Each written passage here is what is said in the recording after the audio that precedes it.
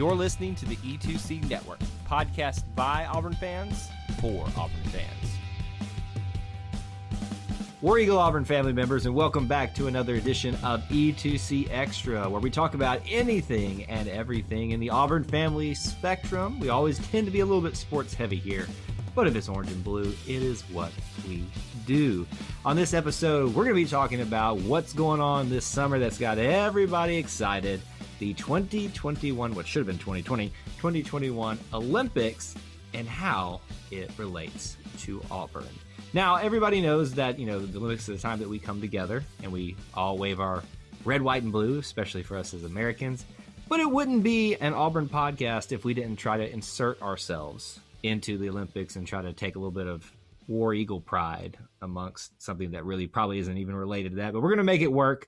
And to do that, I brought in the best, the most qualified people out there, at least I tried to talk about the Olympics. Unfortunately, none of them called.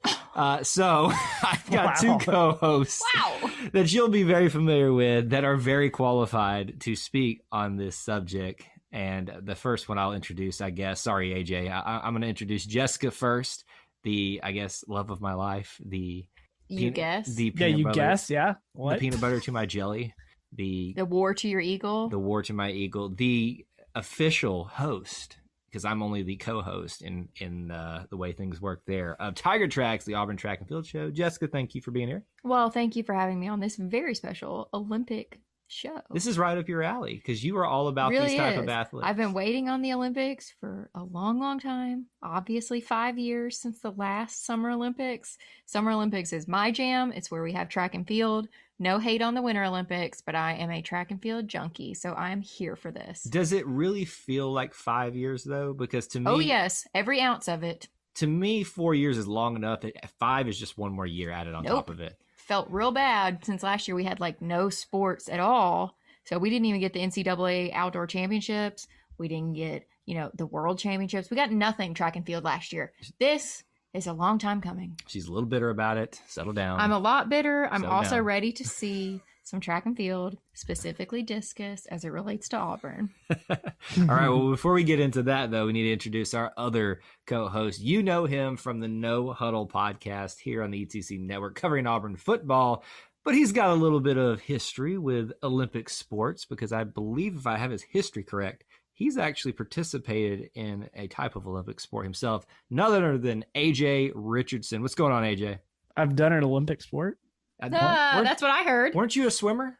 Yeah, I did swim. Yeah, correct. So yeah. You were involved in an Olympic. And, do you want to know another fun fact? Sure. I did a handstand competition before a gymnastics meet in Auburn Arena, and I got second place.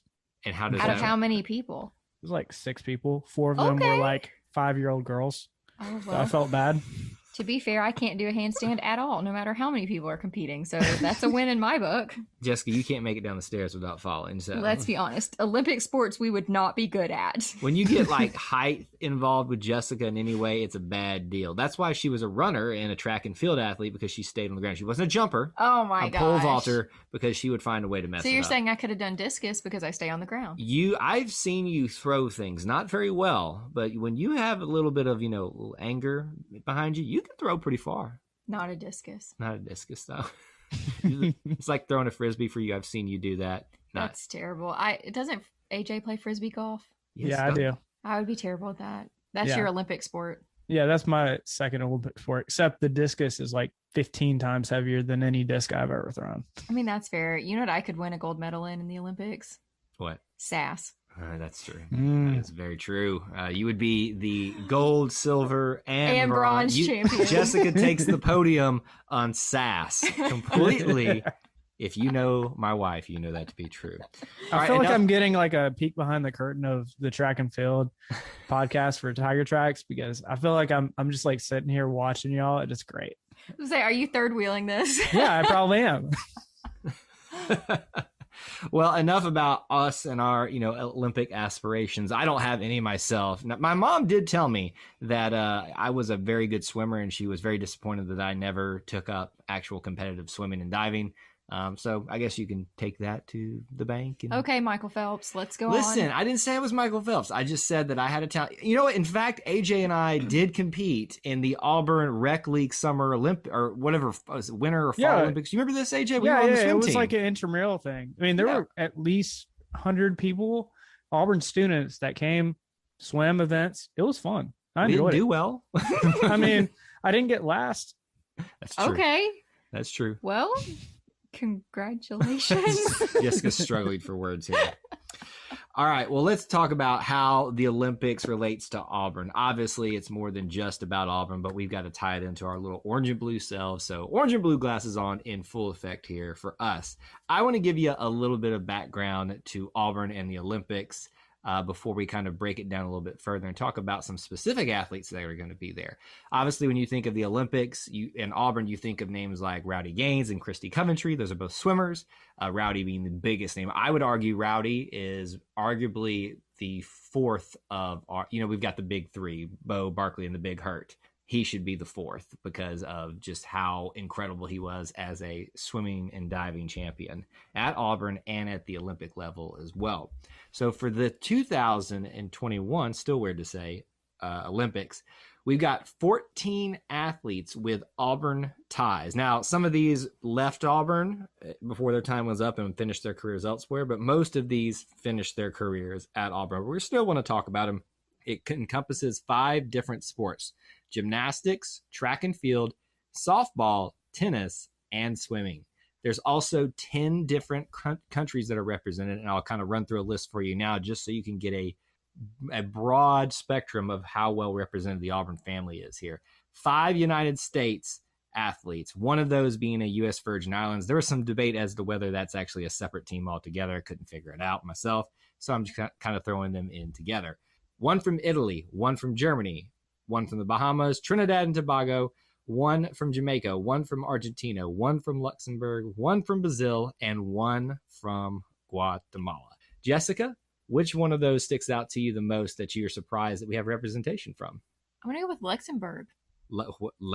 Luxembourg. Okay, you said Brazil, and I didn't even say anything. Just blow up. But you're going to make fun of me for how I said Luxembourg? Why so I'm did I make fun of you how you said Brazil? Why did I invite you on this show? I don't know. But here, I was being so nice, and I almost had an aneurysm for not making fun of you for that. But... I was surprised by Luxembourg being represented here as well. AJ, what about you? I honestly, I was just thinking about this. Brazil is one of the teams I feel like there are obviously, I've met plenty of Brazilian, people that come to Auburn, but it's just a long way. That's a long way to come just to Auburn. And the guy that's representing Auburn from Brazil, he stayed there, his full career. And he ended up doing well up until, and even still, obviously he's on the Olympics and what is it, like 7 years after he graduated? Like, that's crazy. That's a long time after to step away from a sport and still come back to it. Yeah, it really is. What sticks out to me from this is just how, how many different countries within just the Americas. There's obviously the United States, but then you've got up and down Central and South America where there's a representative that at least spent some time in Auburn, if not finished their time at Auburn as an athlete. So I just thought that was really cool. I like breaking things down like that and kind of just looking at, who actually is represented. Obviously, we'd prefer them all to be in the United States if that had worked out that way, but it's still great to see, people that have ties to the orange and blue competing on such an incredible level right here. So for the Summer Olympics for 2021, they'll be taking place July 23rd through August 8th. And like we said, it was supposed to be scheduled last year. Jessica is still bitter about that. Are you going to be okay? Oh, we're just not going to talk about it. So she is very excited for that to happen. I do believe some competition is actually starting beforehand. In fact, as we're recording this, I believe softball technically starts like late tonight. Yeah, I've never understood that. How can you have an Olympic sport that starts before the opening ceremonies? Why do we even have opening ceremonies if it's not an actual opening? That should just be called ceremonies. We're not going to have a Jessica Rant section here. I think it's a lot because of the type of game. Think about softball is a very long game, so they've got to spread it out longer. They've got a lot more teams competing. I mean, I get it, but you need to have the opening ceremonies before the first event. Otherwise, it's just ceremonies. I think they do the opening ceremonies when they can have everybody there. Well, if I was doing my research, I think softball there's only 6 teams. That's it. I think I'm going to verify that, but I think there's only 6 teams total. Wow. I'm gonna look it up, verify it, but I think I was reading that. I'm very surprised and slightly disappointed by that, to be honest with you, because I thought there'd be a lot more than that. You know who you need on the show? Clint. He could tell us. Clint. I know he's baseball, but it's similar. All we would get from Clint is about how Western Stripes somehow made it into the uniforms of these athletes. Maybe that's something we need on this podcast. It might be, but no Clint today. I have Clint on enough. Sorry, Clint. All right, so we've got 5 different sports to talk about. We're not going to talk about all of them in great detail, but what we have done is each picked a certain athlete that's, I think, got a lot of story behind it, history behind it, and significance behind it. So why don't we do this? Do you want ladies first, honey? Yep. Jessica says ladies first. Ladies and the most important sport, track and field first. So let me set it up for you. She is going to be talking about Rachel Dinkoff, but I want to give you everyone that is competing with Auburn ties in track and field. We got Rachel Dinkoff in the discus, Donald Thomas in the high jump, Kai Selvin from Trinidad and Tobago in the 4x100 women's relay, and then Nathan Allen, someone Jessica and I are familiar with from watching him the past couple of seasons, from Jamaica, the 4x400 men's relay alternate, though. So he's technically not part of the team. Is that how that works, Jessica, do you think? Well, I mean, he's like the understudy. If somebody gets sick or gets hit by a bus, he's in. So do you don't get to travel? Or you do travel. Yeah, You're there. Travel. Yeah, right. Yeah. How could you be an alternate if you're over in your home country? You have to be there in case somebody breaks a leg 5 minutes before the gun goes off. So do you get a medal still if you No. if you didn't compete? No. Well, what's the fun in that? Like you probably get the cool swag, the Ralph Lauren polos and all that cool stuff. You're in Tokyo. You made the Olympic team just as an alternate. Like, that's amazing. It's more than you'll ever do with your life. Wow. I think she's in rare form because you're here tonight, JJ. I mean, I'll take credit for that. All right, Jessica, why don't you talk to us a little bit about Rachel Dinkoff? She obviously, we could talk all night about each one of these athletes, but Rachel's probably the biggest name for us in track and field, and I won't call it a surprise, but is probably got a good story behind why she's here and just how she got here. Well, Rachel Dinkoff actually competed at Auburn for 3 years. So she started her career as a collegiate athlete at Purdue and then transferred to Auburn. She was a multi-athlete, meaning she played softball, track and field, and I believe swimming, actually, and then ended up sticking with discus during her time. So while she was at Auburn, she earned All-American honors in 2014, 2015, and 2016. She is still the Auburn discus record holder with a mark of 183 feet 1 inch, or somewhere around 55 meters. Nobody has beaten that since that time. She's also the first female athlete from Auburn to compete in the Olympics. I feel like that's a pretty big deal. I feel like this is a huge deal. Like, you're the first female in track and field to compete. So it's just track and field, field. Not in the Olympics period, but just track and field. First female. Yeah, track and field for United States, I think. Like, there's been obviously other, like in Jamaica or other countries represented, but I think specifically United States. Yeah. Again, that's a little disappointing. Not because that's amazing for her. It's amazing for her, but that we haven't put someone there yet from Auburn. Well, we really thought Kylie Carter was going to do it, but we got 2024 for her. I have 2 disappointments of the Olympics so far. The fact that Joyce Kameli and Kylie Carter aren't in it. I really thought Joyce Kameli would get there for Kenya, but it's okay. Anyway, back to Rachel Dinkoff. So remember I told you she holds that Auburn discus record? Right. So like I said, her throw there was 55 meters, somewhere around there. So her throw for the Olympic trials that got her to the Olympics was 60.21 meters. Dang. Yeah, that's a huge jump. I mean, granted, it's been, 5 years since she competed at Auburn, but this is really exciting, and I think she's got a good shot. She's also mentioned that she is already looking forward to 2024 Olympics, so she's planning ahead. This isn't going to be her only Olympic showing. I remember Rachel vaguely because obviously I've grown in my track and field love since doing the show with you. But I remember just kind of, from hearing the name around campus, or even once I left campus, hearing about Rachel Dinkoff and how, incredible of an athlete she was at Auburn. And you and I, we didn't get to necessarily watch the Olympic trials live for her because the way they televise it, they're mainly focusing on the running events, and the field events are kind of just taking place and they'll show it as they have time. But we pretty much got to see it happen live, where she was, I think, in 4th place, wasn't it? I believe she was actually in 7th place. And that was going into the finals or something? Maybe in 4th going into the finals. And that's that her 5th throw was what led her to 2nd place. And it was like a big, not necessarily a shock, but it was just a surprise that she just like gave everything she had there, and not only like leapt into the top 3, got number 2 overall in the Olympic trials, and got her place on the team. So you can see, I mean, just from what you read alone about her time here at Auburn and what she accomplished there and still holds records for, and see the potential that she has even in Olympic trials, Rachel might be a sleeper for, doing some big things on the biggest world stage there. There you go. Now, I do hate that we haven't, talked a lot about Nathan Allen since he left at Auburn, but, you and I remember watching him in I think we watched him a lot in indoor track and field. Yep. A lot. Remember how he surprised us a couple times, I think like in SECs where he got like a silver medal or something like that. So there's some recent familiar names. Donald and Kai were the other 2 that I spoke about that will be representing us in track and field as well. So that's what you have to look forward to. At least 4 different athletes all competing, but definitely pay attention to Rachel. Hey Auburn family, we're going to take a quick breather from this episode to bring you an important message. One of the most well-known things about Auburn fans is how loyal they are, and we show that loyalty by the colors that we wear. Let us help you stock up on those colors by going over to our tpublic.com store. There you'll find a variety of merchandise geared towards designs based on E2C network and Auburn content. While TeePublic is known for their t-shirts, they have a wide selection of merchandise options for you to select one of these designs to be put on.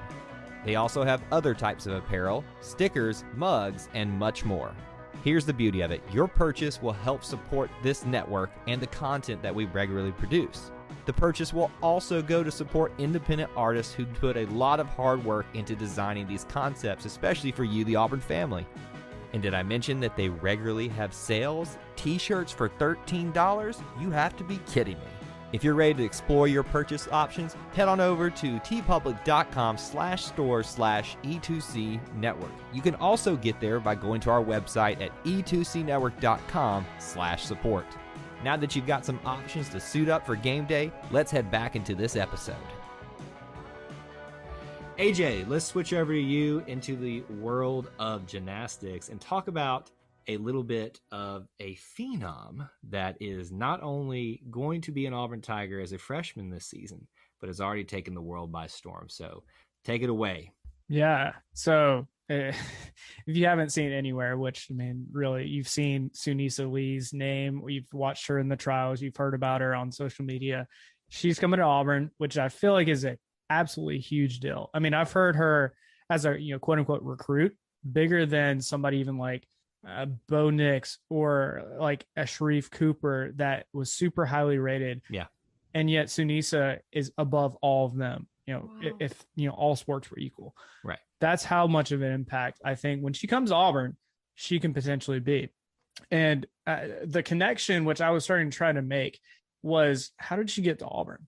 And the connection comes with Jeff Graba's brother, literally a twin brother. Like if you looked at him, you would say, oh, that's Jeff Graba, which honestly I did. And I feel like a lot of Auburn fans did as well because they look so similar. But that's Sunisa Lee's coach, club coach, been coaching her for a long time. And so I think the connection of, hey, come to Auburn, get a degree, is also, work hard at Auburn in gymnastics while your time's there. But I think that's a pretty big deal for Auburn to get somebody so high profile. I mean, honestly, especially with the name, image, and likeness stuff coming out. Yeah. I was thinking about how big Sunisa is going to make it when she comes to Auburn, because as soon as she steps on campus, there's going to be big names coming for her, like the Nikes of the world. And they're going to be shilling out lots of money for her to be in commercials Yeah. because likely, I mean, I guess I could see Simone Biles coming back another year, but Sunisa, she's only like what, 18, I think, 17 or 18. And she's probably going to be one of the next faces for U.S. gymnastics, which I feel like is again, a really big deal, especially if she comes to Auburn, stays her time at Auburn. That's going to be really awesome. But I've been really excited about her, and just seeing all of the positive news about her, especially since I was researching, and that's kind of part of her story. And I don't know if y'all are like me, but I love getting into the fun stories of gymnastics or just any sport in the Olympics. And Suni's is a cool one because back in 2019, her dad got into he was helping out a neighbor and literally partially paralyzed himself from like the chest down. And yet her dad was still able to put her through going through the training that is required to get to the Olympics. Now her dad's in a wheelchair, gaining some mobility back. But I feel like those are kind of like the cool stories of fighting, helping her dad when needed. And, finally getting to the spot where she gets an Olympic spot and is on the Olympic team for not only just like her probably her best event, which her best event, probably arguably is the uneven bars, but yet she's also doing it for all of the events. And I feel like that's a really big deal because that's what Simone Biles is known for. It's just being an all around great athlete. And yet Sunisa is, nipping at the heels of her. She's a little bit behind, but we have to have somebody that comes up the ranks. And I think Sunisa could be that person. Yeah, she definitely can be. And if I recall, she won at trials, the beam and the uneven bars, and took second place in the all around. Wow. So you can see really, it says in the name, how well-rounded in all-around competition that she really, truly is. And something that I think about in this, AJ, that I think is going to be crucial for her, she's rising in fame and stardom, especially being on this biggest stage. But she's coming in my opinion, under the wings of the real star, Simone Biles, in gymnastics. I mean, no one's going to deny that she's the big name right now and the leader of that squad. But, when she comes to Auburn, she's going to have to kind of come under the wings of not maybe just one, but two other, giants in Auburn gymnastics right now. And that'd be Darian Goborn and Drew Watson. And I think those were probably, there's not much of an argument made that those two are the leaders of the gymnastics team. And so she's coming in as this hot rod talent. And, there's could be a case where maybe I don't know her personally, but I could get a little bit of fool myself, but she'll probably learn with being Simone that I, kind of just need to do my job and take care of the things that, and lean on the leaders that are already here and learn from them. And then when it's my time, take control of this program. So I think she's on a bigger stage than she will be at Auburn, but I think it'll be a good thing for her when she finally gets here. Yeah, I definitely think so. I mean, she's already, I've seen some of her interviews. She sounds like a well-oiled machine from interviews. And then obviously she's doing these Olympic trials in front of probably more fans she's ever done them in her life. Absolutely. And she killed it. She was hitting everything that she was wanting to. And I feel like that's a sign of this could be a top-notch person. Something else that I wanted to mention, because we already mentioned about who was it? Rachel Dinkoff. Yeah, she was the first athlete from track and field to represent USA. Well, guess what? Sunisa Lee is the same, but for gymnastics. She's the first Auburn athlete to represent Auburn in the gymnastics in the Olympics. I feel like that's another huge thing that probably can't be understated of how big that is. That's awesome. And see, Auburn's had some great moments in Olympic history. We're not going to say that we've dominated by any stretch of the imagination, but, there's no bigger name in men's swimming, at least, than Rowdy Gaines. This could be the start of something really special for Lee, if she really just kind of realizes that potential and becomes the face of not just Auburn gymnastics, but United States gymnastics as well. And Rachel's got a chance as well. The ladies are kicking butt here so far, and because they're the ones that we're mainly talking about. But you've got a lot to be excited for in those two alone. And I do want us to take some time real quick to talk about one more athlete, and that be in the realm of softball. Everybody was on the Auburn softball hype wagon, a couple of years ago. It's kind of fallen off just a little bit here, but Emily Carasoni, the second baseman who was part of what should have been a championship team, unfortunately didn't work out that way a couple of years back. She is going to be competing with the Italian team, and she, just like she was at Auburn, is a star there as well. I think she's batting in their, early competitions, prep for the Olympics. She's batting .474. How does that sound to you, AJ? That sounds fantastic. Like, put in perspective, that means you're getting a hit you're getting a hit pretty much half the time you come up to the plate. That's incredible. I mean, put in perspective, Major League Baseball players, and it's a slightly different sport, but if you're over 300, so 3 out of 10 times you come up to bat, you're getting a hit. That's fantastic. And for her to be almost half the time she comes up is just astronomically good. Jessica, what would your batting average be? So to give you, what's the lowest you can get? Can you get a negative? It'd be a 0. I'd be negative 200. I feel like you would be a great bunt specialist because all it takes for you to put the bat out there. You know what I'd be? Like when you have a really fat guy that's a really good hitter and you've got the guy that runs for the fat guy. That's not a bad analogy for yourself. That's me. I'm the runner. Yeah, you'd be the pinch runner, definitely. Pinch runner. Yeah, you're quick. In softball, it's called the designated runner. That's me. The DR. Dr. Loomis. Got it. Yes.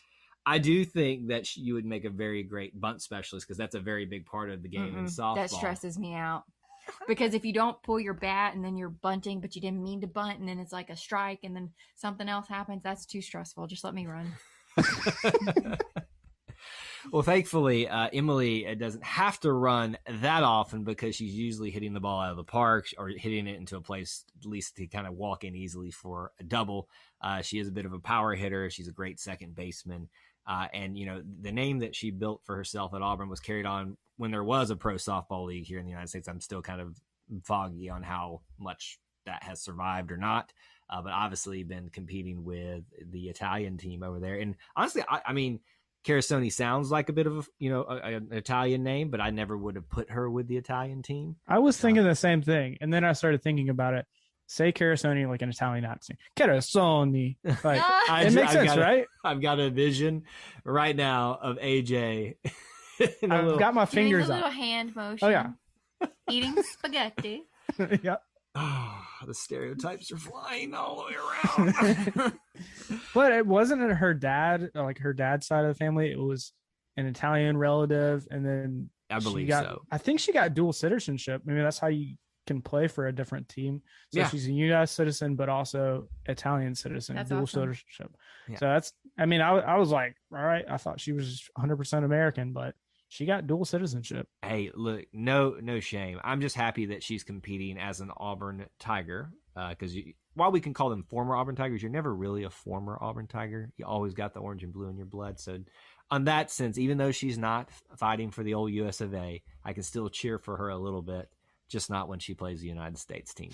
That's when we have to kind of draw the line there and say, hey, listen, we might bleed orange and blue, but we got to fight for the flag and for our American brothers and sisters in the Olympics right now. Yeah. All right, to wrap up, though, I want to kind of just give you the last couple of names that we haven't mentioned yet. We have talked about track and field and who's all been there. We've talked about softball and gymnastics. There's also tennis. Tim, I'm going to try my best to pronounce these names. I'm so sorry to the individuals that I will just do so much damage to your name here. Tim Putz, I believe is how it's said. From Germany, the men's tennis that he'll be competing. We also have a bunch of swimmers, and this is where you're going to really hear me trip up. So everybody get ready. We've got Santiago Grassi from Argentina, Julie Meinen from Luxembourg, as we already talked about, Annie Lasser for the United States. That's a very popular name right now. She's kind of the up-and-coming well, not up and coming because she's been around for a little while, but a familiar name for some Auburn fans that do like the Olympics. Zach Apple for the United States as well. Here's the big one. How do we say this one? Marcelo Cherigini? Is that how we said it, Jessica? AJ? Sounds right. Yeah, sounds Cherigini? Good. It's better than I would have said it. Marcelo Cherigini. I'm sorry if that's terrible pronunciation of your name, but he's from Brazil. Luis Martinez from Guatemala. and Adriel Sanez from the United States Virgin Islands. I guess technically part of the United States team. Don't really know how that breakdown goes. But that Adriel actually will be part of the Auburn men's team this upcoming year. He's a transfer from Denver. And then one final note, not necessarily part of the traditional Olympics, but the Paralympics. We will have our very own head coach for the Auburn wheelchair basketball team being an assistant coach. His name is Rob Taylor. So that's another little note for you to kind of keep track of. Not an athlete, but will be a coach there competing and in some way representing us on the big stage. So I would like to close with this. If Auburn was going to win a gold, silver, or bronze, I mean, obviously in their respective country, but let's just say Auburn wins it. Other than Suni Lee, I'm going to take that one away. That's the easy one. If someone was going to win a medal in one of the other sports, who would it be? We'll go AJ first. I'm not going to put Jessica on the spot. I'll put AJ on the spot this time. I think it's going to be softball. And I did confirm there are only 6 teams. It's going to be Australia, Canada, Italy, Japan, Mexico, US. That's it. So I think 1 out of 6 chance that she and Italy wins a gold. Using the math skills. I see that you. I got an analytics minor. A medal. Yeah, that's true. So, I mean, I was going to go Annie Lazar. Yeah. I really felt like she did a great job in the Olympic trials. I just think that we've got a good potential to see her at least get the bronze. The problem is you guys took both the 2 that I was going to pick. So I'm going to go Rachel Dinkoff. Yeah, I think Rachel's obviously got like I said when we opened up, she has an enormous amount of potential, as we've seen, where she just rose to the occasion in the Olympic trials. So Rachel could be another one of those. So let's just be honest. Because they're an Auburn Tiger, they all have the potential to place on that podium, and we hope to see that because we will be celebrating for them. It's going to be a fun couple of weeks following the Olympics, but also following the Olympics in a special Auburn way, in an Auburn way, to tie it all together. So that's all we have for you guys here on this episode. But before we get out of here, I always want to let our contributors share where they can find them. AJ, where can they find you on social media? You can find me on Twitter at AJAY_. Jessica? Listen, y'all, I've got a Twitter. I don't know what it is. So just find me on Instagram, Nurse J. Loomis. And you can find me on Twitter at TigerEye24. We hope that you're going to enjoy the Olympics and, in their own special way, the Auburn Olympics this upcoming summer. And we'll be back again probably very soon to talk about maybe what happened. Maybe we'll be talking about a few golds, silvers, bronzes, and everything in between. But until we talk to you again, War Eagle. War Eagle. War Eagle. Before you get out of here, we want to remind you of a couple of things. Head over to E2CNetwork.com, our website where you can find everything that you'll ever need from us, podcasts, blogs, and even ways to help support the show. If you want to find individual episodes, you can download all of these on iTunes, SoundCloud, and Google Play. So until we see you again, I want to remind you of one thing, that here at the network, we believe in Auburn and love it. The only question remains, do you?